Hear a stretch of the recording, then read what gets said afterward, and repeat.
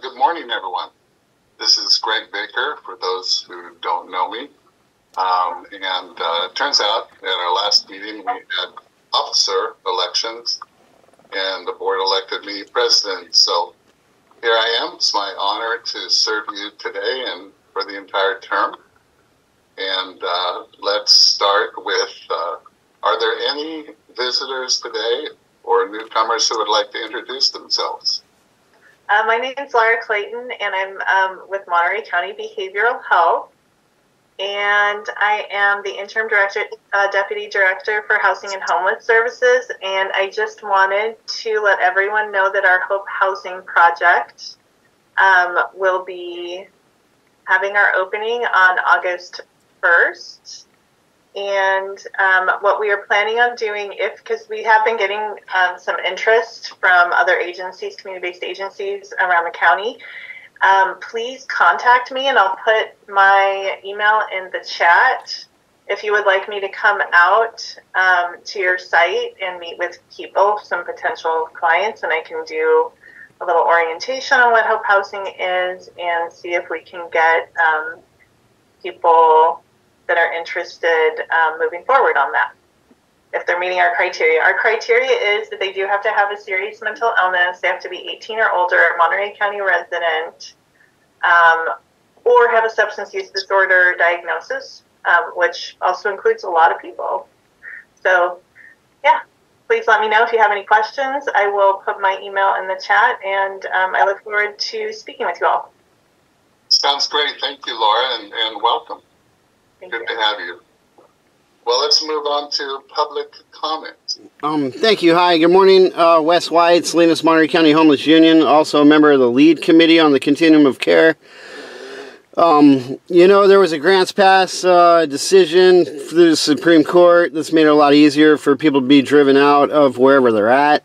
We need to stop that whole attitude, I suppose. This is a body I've been coming to for almost a decade now. 8 years maybe, that, we should have had some kind of consciousness of change and holding our jurisdictions more accountable so that we can do fruition of service through the continuum. Now, that actually would require somebody to be able to be somewhere 24 hours a day, especially if they're maintaining minimal health and safety standards and they're not, doing crime, visible crime, other than existing and trying to be somewhere. They're entitled to some personal property, even if they don't own any real property or paid for through rent. There's a lot more people that are becoming evicted and entering this system that is basically egregious against anyone who's too poor to afford rent. I'm looking at this body in the continuum of care to step it up. We could be world-class leaders at this point. There's an opportunity. Jurisdictions may be meaner, but it doesn't mean they necessarily have to be. And apparently, maybe we're not doing as good a job as we could to cajole a better outcome, more reasonable for quality of life and not loss of life. Because that's been happening a lot lately. The city still taking people's possessions without a notice, which is illegal. They're just not even trying, and we are not even trying as a body in the coalition or the continuum as hard as we could be. So it's not an unknown, it's just willful ignorance, and it can't just be according to your contract. It has to be something that's going to be better and best practices. So please join me in condemning the jurisdictions and what they do when they just drive people out for no reason other than they just can't be there. That cannot be the way that we do business. You can't be here, cannot be an answer to the problem. That's not my problem. That is what the police say to people as they're stealing people's only possessions in the world, making it much more difficult, and you wonder where that trauma comes from. It's not just drugs.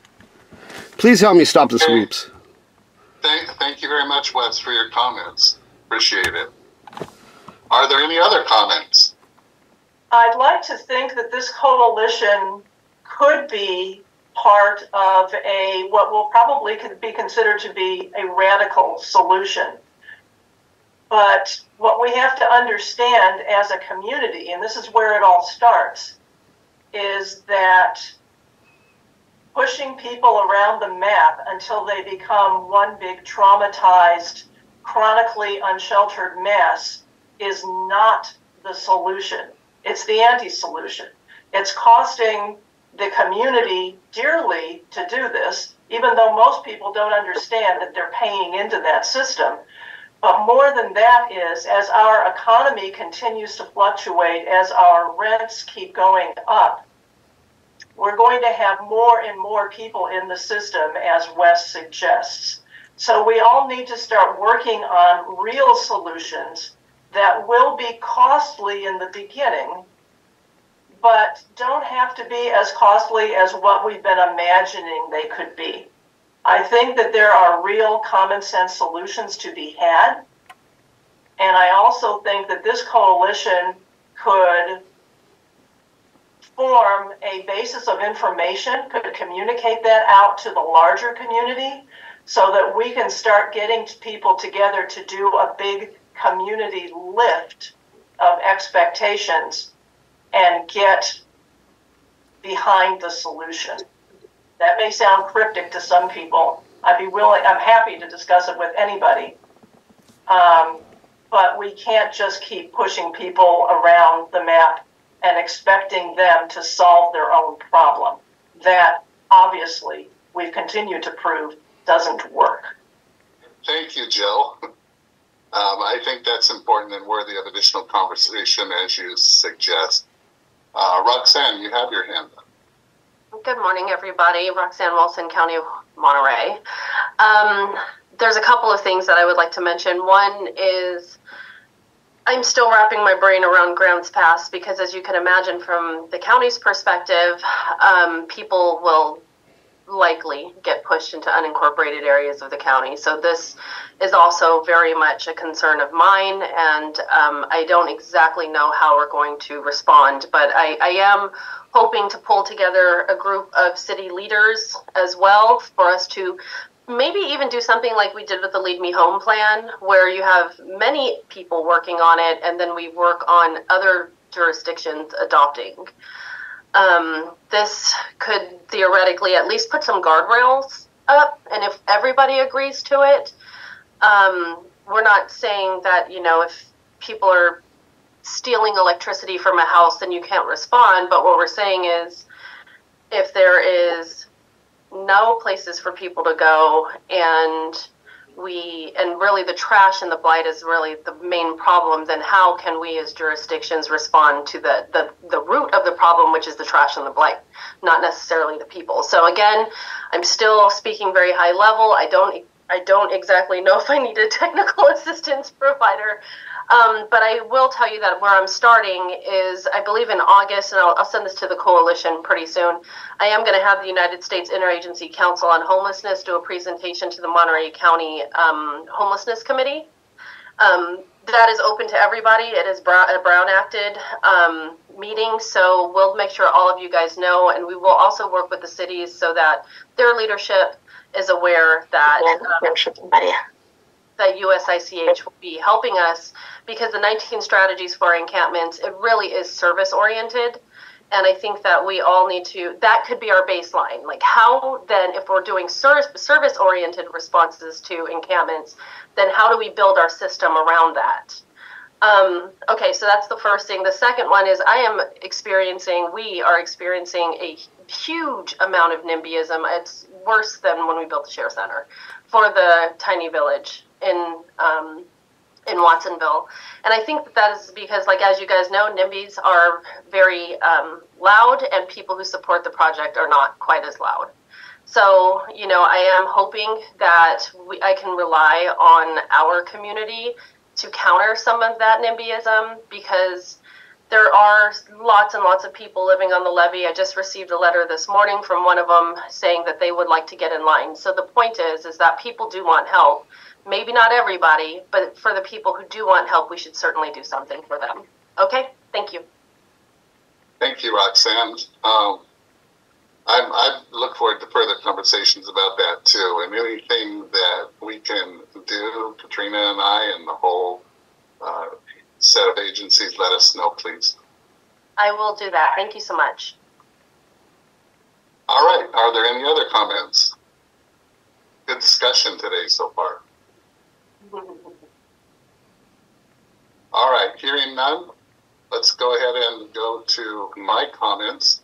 I have a few things. First of all, I mentioned we had officers' elections, and I'd like to thank some people, starting with Jill Allen, who decided to step down as our vice president after many years of service, but as you can tell from her comments today, she's still very much involved. But thank you, Jill, for your service in that position. In her place is Jocelyn Kieran, vice president, so thank you, Jocelyn, for taking the position. Two people decided to stay in their positions, and that would be Judith Cabrera as treasurer and Lauren Suansupa as secretary. Thank you both for your ongoing service. And Kurt Schottke, who is stepping down as president, and after, I believe it's 3 years of service, and thank you very much, and I know you'll still be with us, and very active, Kurt. And so thank you all. That's our new set of officers. The other thing I want to mention is this is actually the last CHSP board meeting that we're going to have at the Fremont facility. So a little bit of a sad day, I guess, but CHSP is moving on, moving up, and we'll be at a new facility, and Katrina will have more to say about that later on. Are there any additions or modifications to the agenda? All right, then let's go to member updates. We'll start from the top and work our way down, and we'll start with Access Support Network. Okay, Bax. Okay, Cecil. I know Cecil is here. Hi, good morning, everybody. No, we don't have any updates to give out. We are hiring. That's all what we have. CHSPA. Not a lot. I applied for some funding to convert 3 garages in our Wesley Oak subdivision, which is in East Salinas on Fremont Street. We have one house in our subdivision that we built with Mental Health Services Act funding about 12 years ago, and Interim Inc.'s clients are living there in a shared home.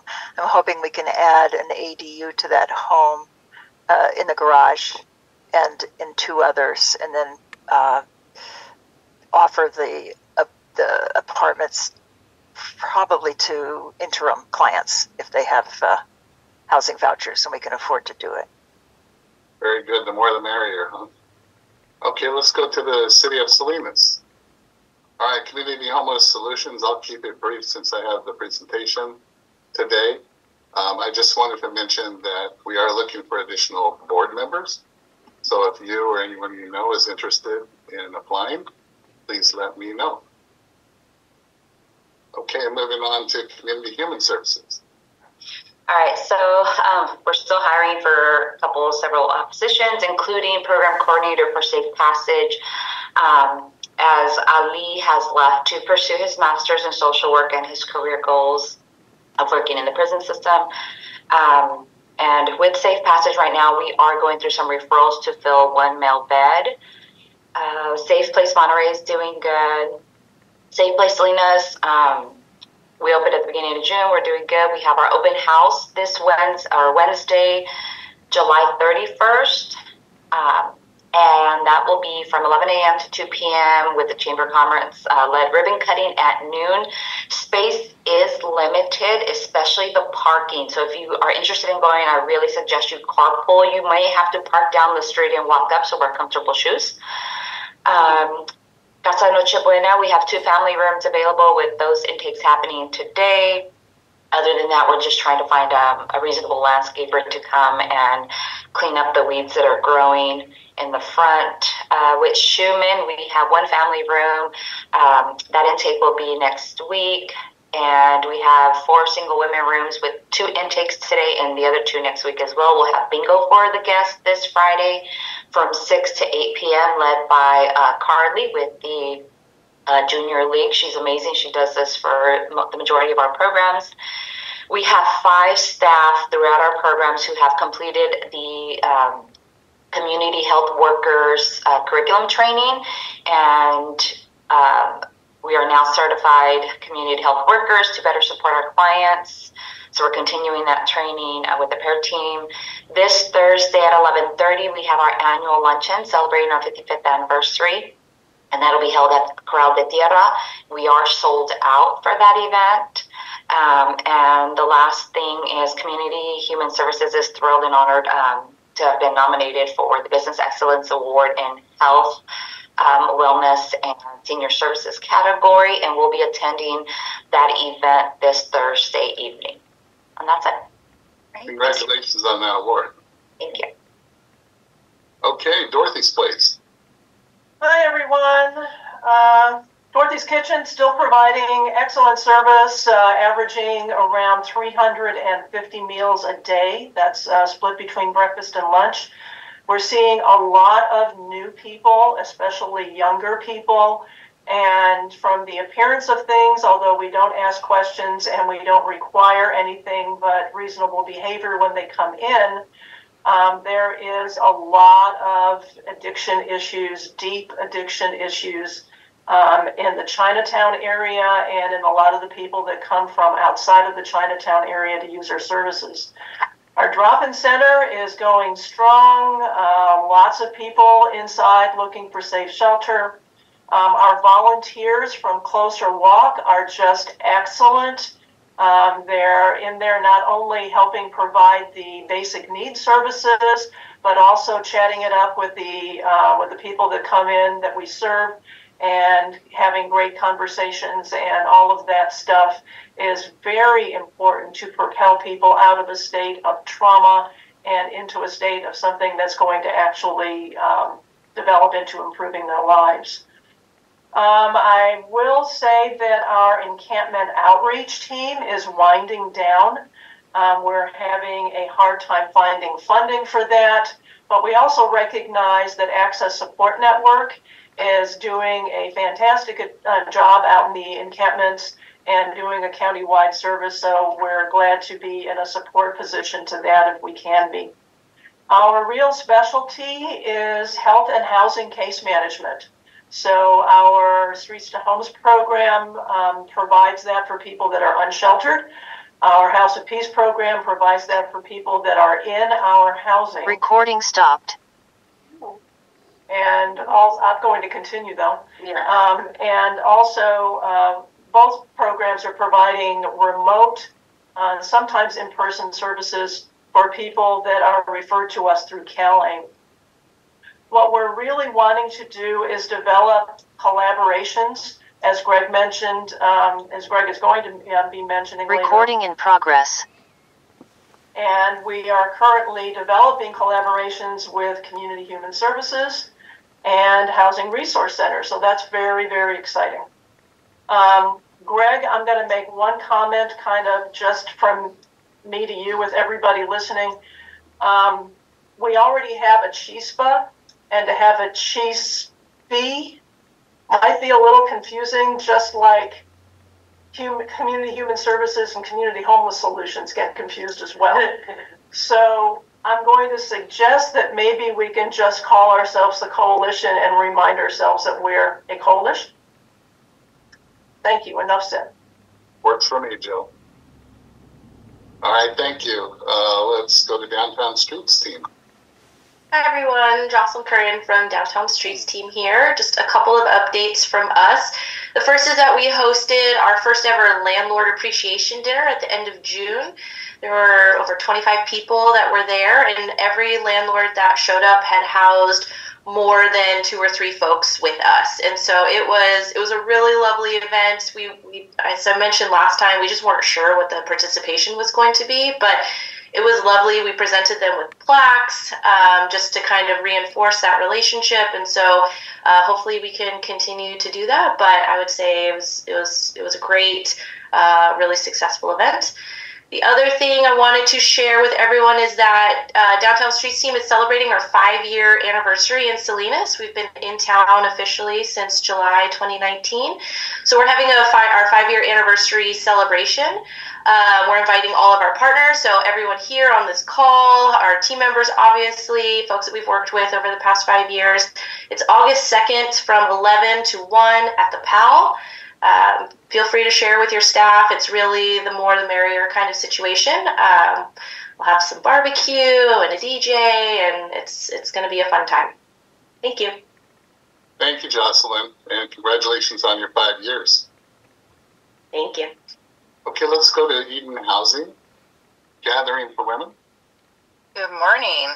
Just a couple updates. I think, like Community Human Services, we've been nominated for an award through the Chamber of Commerce for nonprofit excellence, and we're in really good company with Interim Inc. and Meals on Wheels for the Monterey Peninsula. So we kind of feel like the new kid on the block and are super excited to be in those top three.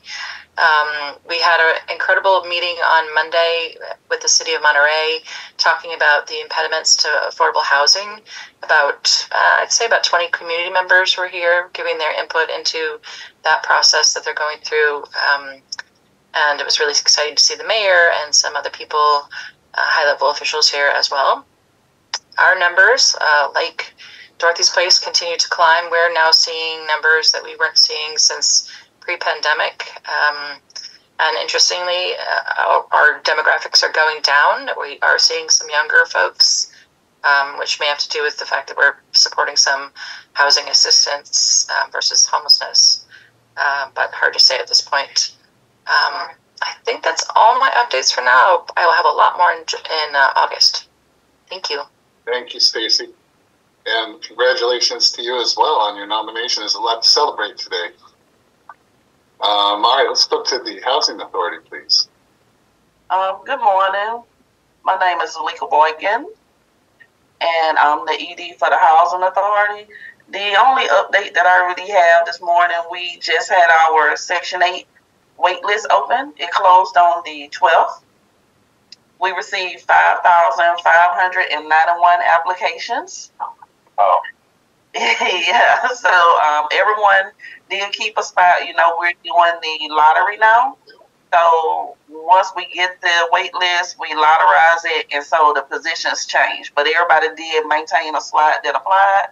And so we are coordinating some events now so that we can have some voucher events like we did last year, maybe at Hartnell and some other community partner locations to try to issue out mass vouchers before the end of the year. So let's go to the Housing Resource Center.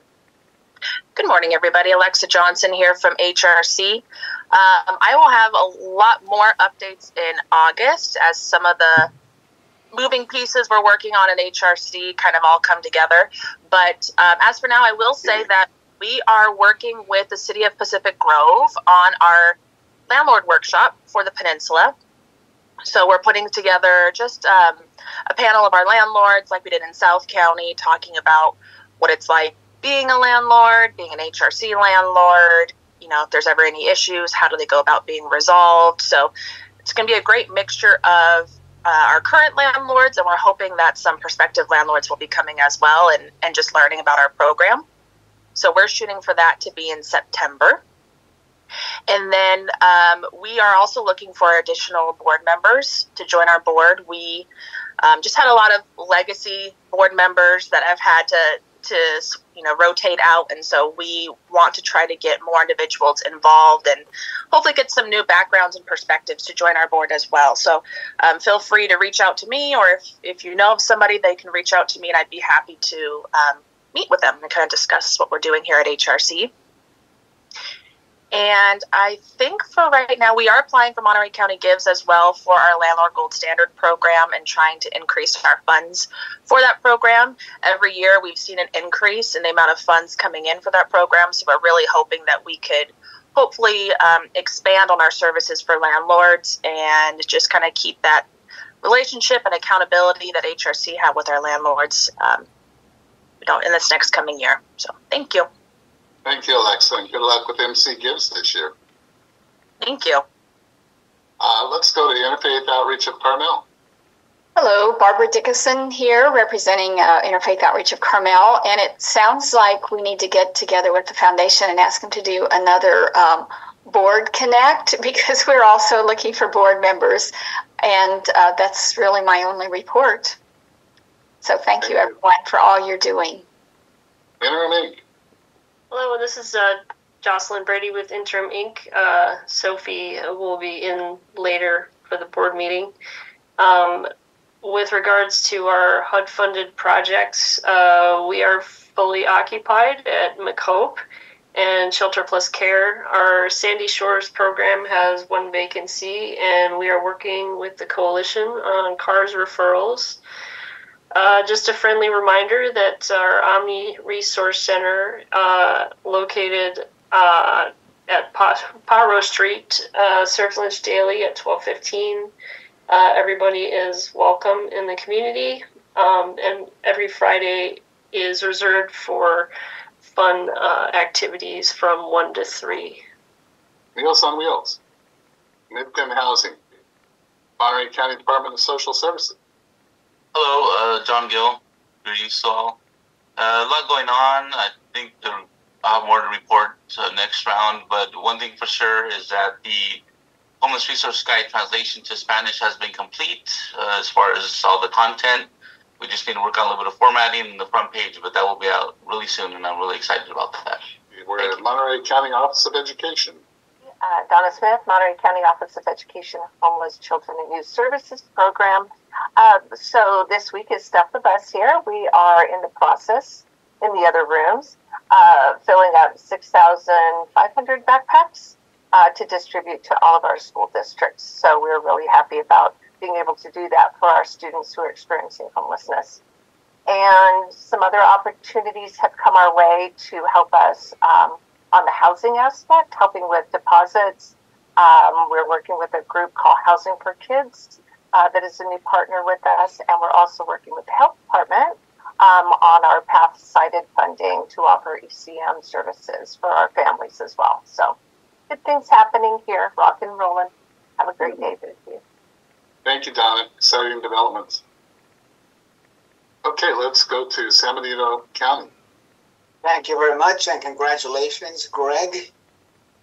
I'm Enrique Arriola, Deputy Director here in San Benito County for our Home Key grant. It's been a slow last year. However, recently it has really proceeded. You know, there were a number of delays, including PG&E and contract. But anyways, everything's moving forward. I love seeing that the activity and the goal to get the units completed by the end of this year.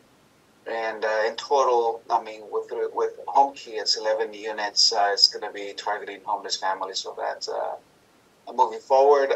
We're in the process here with the county to create the Homeless and Housing Division. And this is going to consolidate all homeless-related programs from public assistance to social services in one division.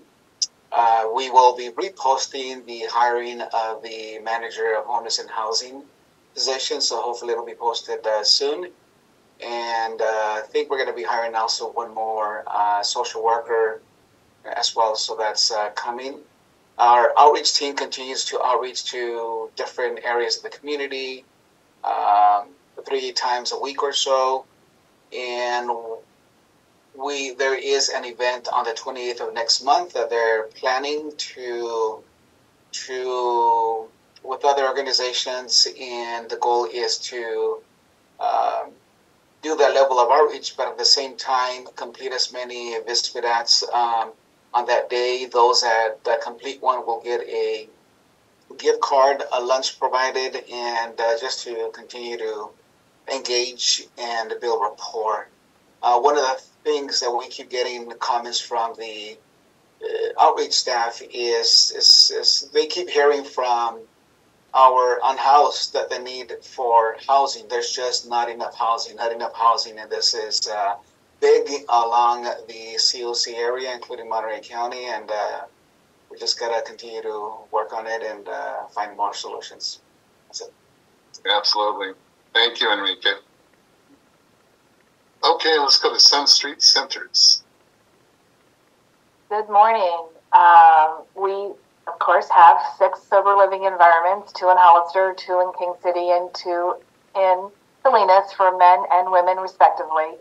We're still planning to open a 3rd one in Hollister now September 1st, and we're hoping that will be for single women with children of any age or just single women. And of course, you also heard from Laura that Hope Housing should be starting next month, and we're very excited to get that off the ground with our partners. And that's all I got. Thank you. Nice to hear about that partnership. Thank you. Salvation Army. Good morning, everyone. Just a few announcements.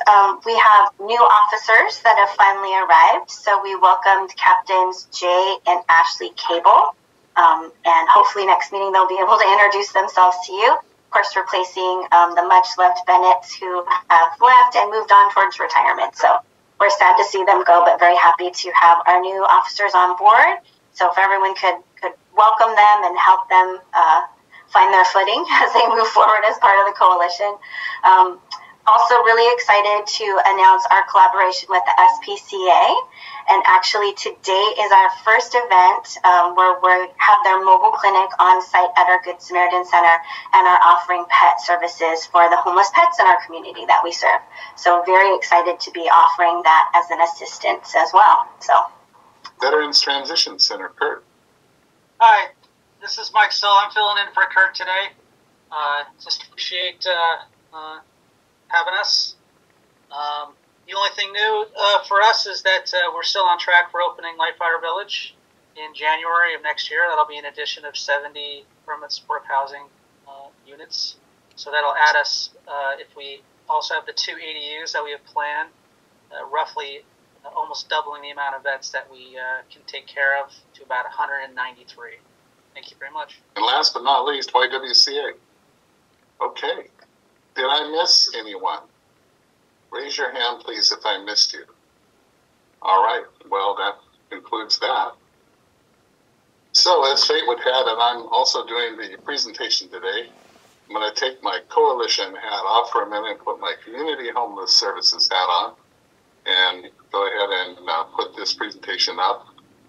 Well, let me start with last October, our board and myself and some of my staff members completed work on a 3-year strategic plan.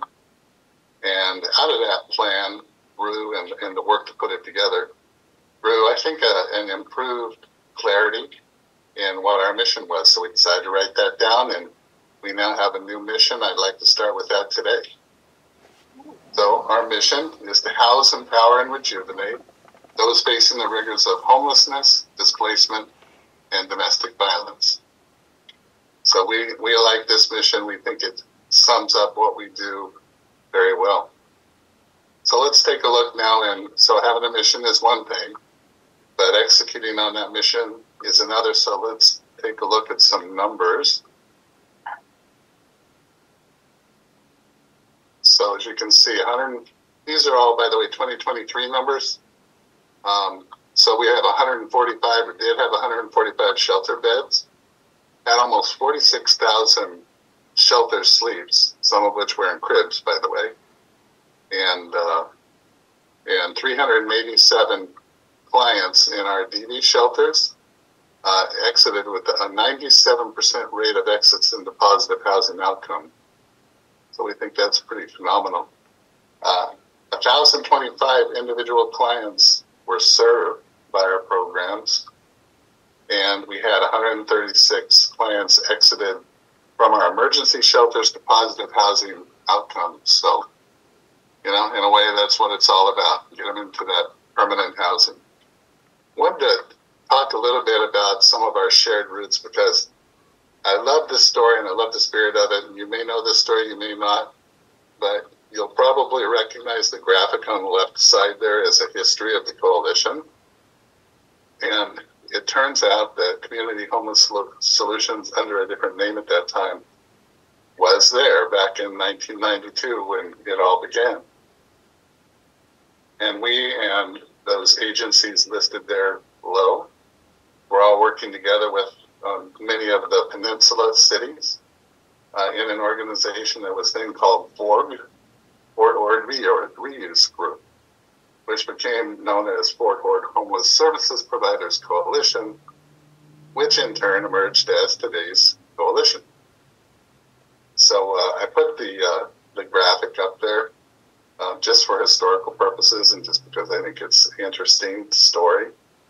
But the point of this whole thing is that we were born in a spirit of collaboration, a spirit of really wanting to help the homeless. And it is in that spirit that I think we continue to live today. And so I know I will do my best to help move that vision and that spirit along. And we'll talk more about collaboration here in a little bit. A little bit of history about Community Homeless Solutions. We were the first domestic violence shelter in the county, and today the largest provider of domestic violence services. We provide the most shelter beds in the COC. We operate the only respite care center that happens to be in Seaside, helping the homeless and unsheltered who are coming out of major hospital stays. And then we couldn't have done any of that without the support of our government contracts at all levels that we've been enjoying since 1978. Our programs break down into 4 areas: shelter and services for the homeless and displaced, shelter and services for those in the wake of domestic violence, respite care, as I mentioned, as well as permanent supportive housing. So I'd like to go into a little bit more detail on these programs, starting with the Chinatown Navigation Center, which we operate in support of the city of Salinas. It's obviously in Chinatown, heart of Salinas. It has approximately 50 beds. It's an adult shelter for men and women. We provide a host of wraparound services, and as a navigation center, we put a big premium on finding permanent housing for our guests. You can see in the upper right there, 96 clients from CNC went into housing last fiscal year. So that's a number that we feel very proud of. We offer a whole variety of services. We have educational services that we refer people to, jobs to help people get jobs. Of course, we feed them the meals every day, and they and the people on the street there have access to our restrooms and showers. And our guests have access to laundry facility. One other recent addition in our wraparound services is mental health and substance abuse services, which we started a wellness program late last year, and it's being built out and is growing. It's already providing those services to Chinatown and our DV shelters. So we feel very excited about that new program. As I mentioned, we have two domestic violence shelters, one in Marina, one in Salinas. Together, they have space for about 55, mostly women and children, but also the occasional man, all of whom are victims of domestic violence. Our wraparound services here are customized, if you will, for people who've been in trauma through domestic violence incidents and life, really. Our services include all the usual things, but also we have referrals for legal services, which is more specific to domestic violence, as well as other counseling services, also specific to the whole domestic violence trauma. 97% of our DV shelter clients move into transitional or permanent housing. So, it's we feel good, not just about their stay in our shelter, but about how we can help them after the shelter. And then we have the Home Resource Center up in San Benito County, which we do in support of San Benito County. This houses about 50 adults each night, women in one side, men on the other. Again, it has the usual case management and housing navigation services, referral services. Enrique spoke a little bit earlier about the outreach that we do, and we partner with the county personnel in doing that outreach, which is an important component of this particular shelter. And then we have the Central Coast Respite Center. I mentioned this. It's got 6 beds. It's in Seaside. We receive referrals from the 3 main hospitals in the area, Salinas Valley, Chomp, and Natividad. And these referrals are for homeless and unsheltered people coming out of major hospital stays who need a place to recover, thus respite. And when they are finished with respite, but maybe they have not yet found permanent housing, we move them to another facility that we call Bridge and give them some time there and some help navigating and finding the housing and putting their lives back together.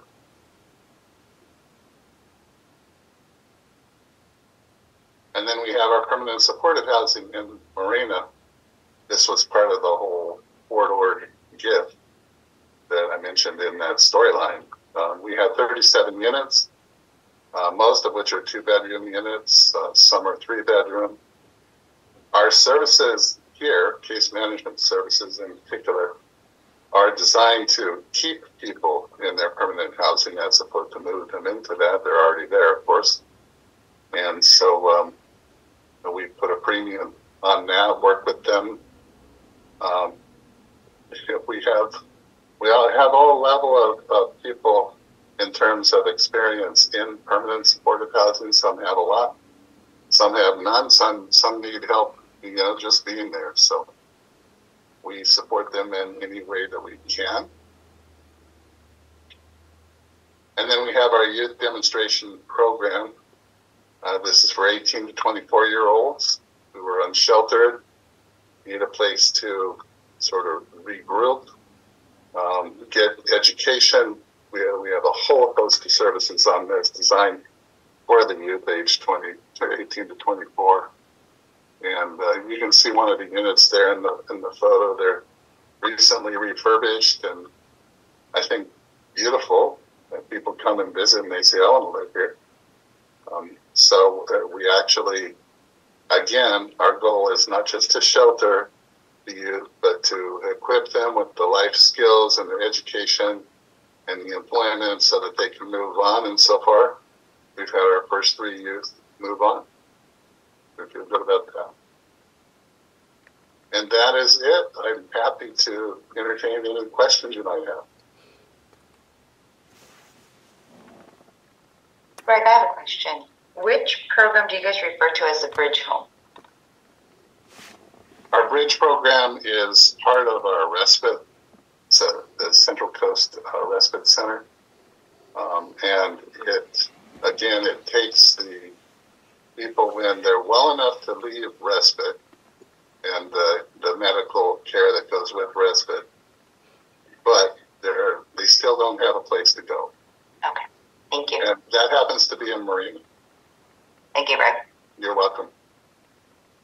Greg, this is Jill. I've got a question about your respite center as well. Okay. Do you have licensed medical professionals there, or are these basically unlicensed people that are caring for people, in the respite center that are giving them attention? Our respite center is supervised and overseen by a medical doctor that we contract with from Natividad Medical Center. And our new wellness program manager is formerly a nurse and has a considerable amount of background, both in the medical area and the mental health area. Other staff don't. They're not all certified. Some play more of a what you would think of as a shelter monitor role, and don't administer the medical services. I've always thought that community health workers could have a huge impact on respite services. And even though they are not medically licensed, there are so many things that can be done to provide good health and comfort to people that are coming out of hospitalization. So I really support that model a lot. Thank you. Well, you're welcome. Well, maybe there's some partnership opportunity in there somewhere. Perhaps. Yeah. Any other questions? Gabrielle. Hi, Greg. You have a question about the youth housing demonstration program. How long can a youth stay there? We like to say 6 months, but we don't boot them out after 6 months. We keep them there until they're ready to go. So theoretically, they could stay as long as 2 years, but we discourage that. We feel like we're not doing our job if we don't move them along in their life path. Oh, okay. Thank you. And what does the referral process look like? We get the referrals from the coalition. So the coordinated entry. Yes, thank you. Thank you. Well, great questions. Thank you. So let's talk a little bit about collaboration opportunities and events. We alluded to that earlier. I just think I'll just speak personally for a minute. I think that the spirit of the coalition is all about collaboration. I think our power is in collaboration. And I think the more we can do together, focus our energy on what's important. Roxanne and others had things to say up front in this meeting that I think are important, and I think those are potential areas where we could get together and focus. So it is about the power of the group to me. And with that, I'd like to just put the question out there.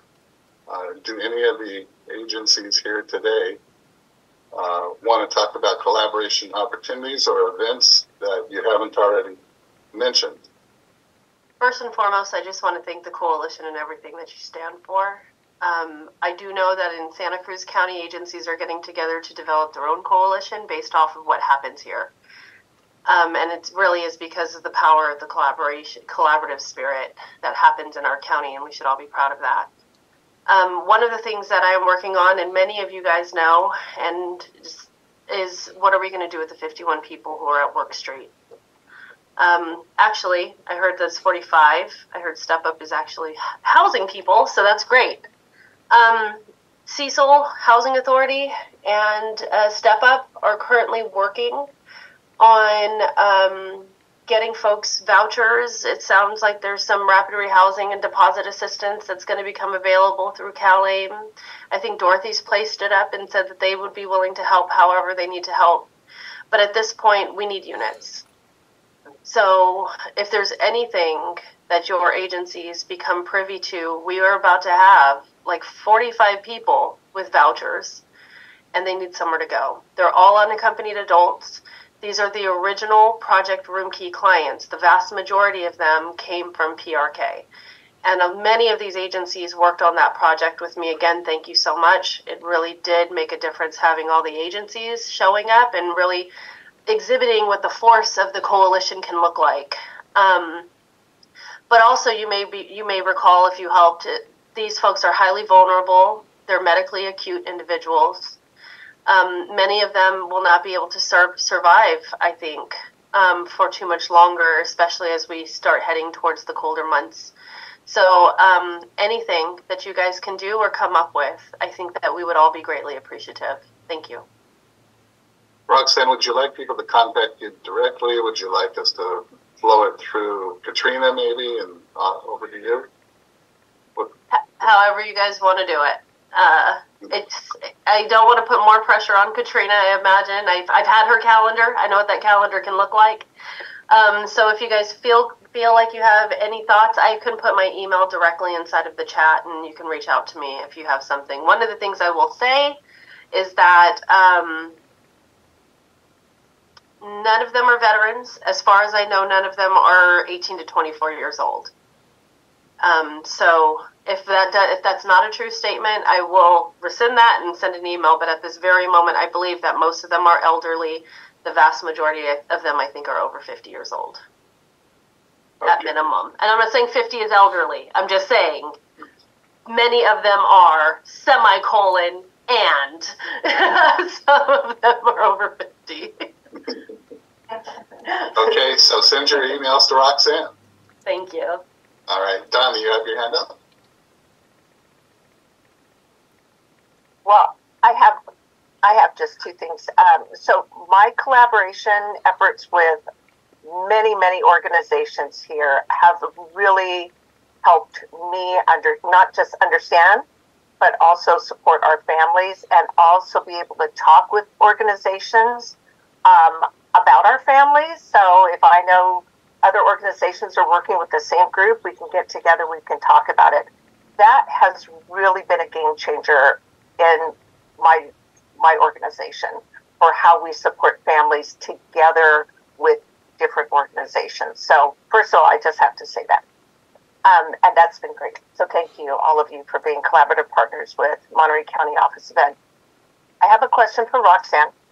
Roxanne, on these people that will be displaced after a certain amount of time, are we, and I'm out of the loop a little bit on this, that's my fault, do we still have other hotels that are those still in the converting process, or has all of that stopped at this point because of what's that name, that group? Shangri-La. Yeah, that's it. Okay. I can tell you that Fairview is slated to open within the next month or two. Fairview is owned by a lender, and that lender is not interested in any type of partnership in transitioning that property back to the community. There's lots of conversations with that lender to see if they are going to stay true to the home key model, and we have yet to receive verification that they are going to target chronically homeless individuals. Work Street is at a dead stop right now. Work Street is the first home key. If many of you guys have been around for that. It is at a dead stop right now. The building is also owned by a bank now, and that bank is trying their best to work with local jurisdictions to relocate the 51 people so that they can resume construction. At this time, now mind you, it could change, but at this time, Work Street appears to still be on track to serve chronically homeless individuals.